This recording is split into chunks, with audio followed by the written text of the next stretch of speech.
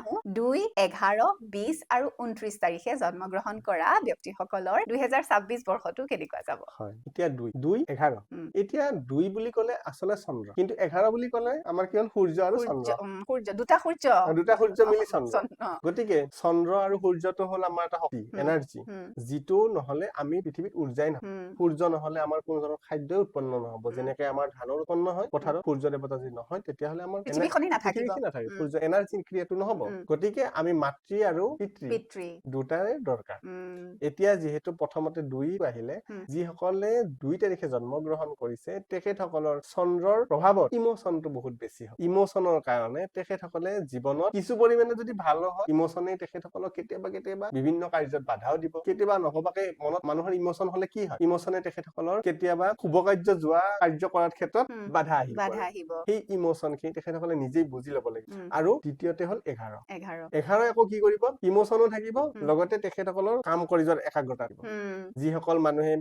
film ইণ্ডাষ্ট্ৰীৰ লগত জড়িত হৈ আছে তেখেতসকলে এই বৰ্ষটোত অতিকৈ সফলতা লাভ কৰিব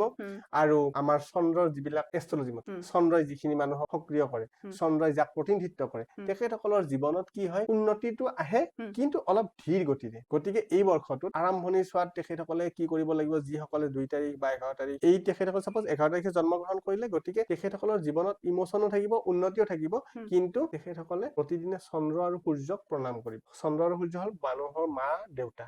গতিকে বয়োজ্যেষ্ঠসকলক তেখেতসকলে শ্ৰদ্ধা কৰক প্ৰণাম কৰক প্ৰতিদিনে যদি কৰে তেখেতসকলৰ যিসকলৰ বাধা সেই বাধাখিনি নোহোৱা হ'ব এতিয়া আমি 20 2 আৰু 0 হয়নে গতিকে 2 আৰু 0 লগ হোৱাৰ লগে লগে এইটো কিন্তু আকৌ এটা বেলেগ প্ৰতিক্ৰিয়া কাৰণ 2 ইপিনে সিঙ্গল 2 আছে গতিকে 2 কি কৰিলে ইমোচনটো বেছি কৰি প্ৰভাৱিত কৰিলে ফলত তেখেতৰ জীৱনত ইমোচনটো বহুত বেছি আহিলে বেছিকে ক্ৰিয়েট হ'ল ফলত কি হ'ল যেনেকে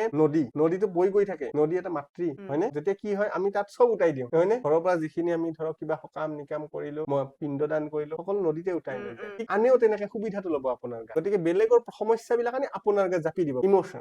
ইমোচনৰ কাৰণে আপুনি ইমোচনেল গতিকে আপোনাৰ বেলেগৰ সমস্যাবোৰ আনি আপোনাৰ ওচৰত যাতে জাপি দিব নোৱাৰে তাৰ কাৰণে অলপ সক্ৰিয় হৈ থাকিব সাৱধান হ'ব এতিয়া আমি 29 তাত আকৌ চন্দ্ৰও থাকিলে আৰু এফালে মংগল থাকিলে মানে এটা হল পানী এটা হল জুই গতিকে এইটোৰ কম্বিনেশনটো 26ৰ কাৰণে কেনেকুৱা হ'ব 26 বৰ্ষত 2 আৰু 9 গতিকে 2 আৰু 9 ইকুৱেল টু আহিলে 2 গতিকে আমি কি কৰিব লাগিব এই জাতক জাতিকাসকলে যিসকলে জন্মগ্ৰহণ কৰিছে এই তাৰিখটো তেখেতসকলে অকনমান মংগলৰ কাৰণে চিন্তা কৰিব লাগিব চন্দ্ৰটো চন্দ্ৰ হৈয়ে থাকিলে মাতৃ হৈ থাকিব মাতৃ হলে আশীৰ্বাদ দিয়ে থাকিব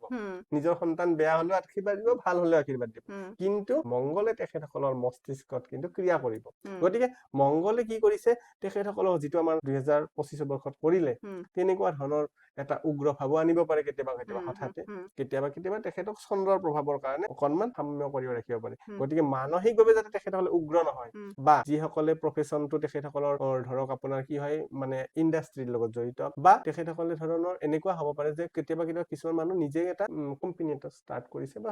ব্যৱসায় এটা ষ্টাৰ্ট কৰিছে তেখেতসকলে কি হয় তেখেতসকলৰ তলৰ মানুহখিনিক যাতে এগ্ৰেছিভ হৈ কাম নকৰায় এইখিনি সাৱধান থাকিব লাগিব তেতিয়া